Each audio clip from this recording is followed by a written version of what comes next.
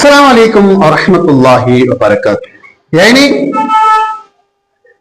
हसद यानी जलन अपना अमाल को इस तरीके से कहा जाता है जिस तरीके से आग लकड़ी को खा जाती है।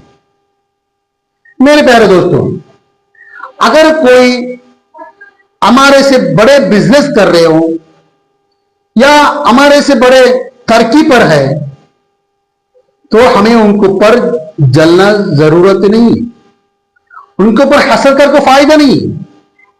अगर हमें उनसे भी बड़ा होना चाहिए, उनसे भी ज्यादा काम हम करना चाहिए, तो हम क्या करना चाहिए? उनको हम मिटाने की कोशिश नहीं करना। मतलब देखिए, अगर कोई एक लकीर मारता है,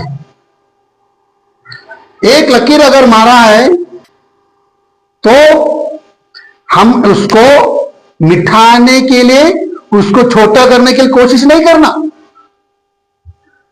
हमारा काम बनता है, अगर उनसे भी बड़ा लकीर हमको होना है तो हमें उससे भी बड़ा लकीर निकालना चाहिए, उससे भी बड़ा लकीर निकालना चाहिए। अगर आपका लकीर अगर बड़ा हुआ तो उनका लकीर छोटा हो जाएगा। वो छोड़कर आप उन्हीं का ही लकीर को अगर मिटाने के लिए कोशिश करते रहे तो आप खुद मिट जाएंगे, लेकिन वो लकीर नहीं मिट सकते। किसी को भी किसी के ऊपर हम हसद करने से उनका तरक्की को हम कम नहीं कर सकते। अगर कोई इंप्रूवमेंट हो रहा है या तरक्की हो रहा है तो हमें उनका पांव खींचने के लिए कोशिश मत करना, क्योंकि हसद क्या है, हमको ही खा जाता है। दिल पाक करो। मेरा आका सल्लल्लाहु अलैहि वसल्लम फरमाते, अगर आपका दुआ कबूल होना है तो दूसरे के लिए ज्यादा दुआ करो। जब हम दूसरों के लिए ज्यादा दुआ करेंगे तो अल्लाह सुब्हानहू व तआला हमारे लिए वही कबूल करेगा जो हम दूसरों के लिए दुआ करोगे। इसलिए अगर हम किसके लिए बद्दुआ करोगे तो वो बद्दुआ हमारे ही वापस लौट आ जाता है।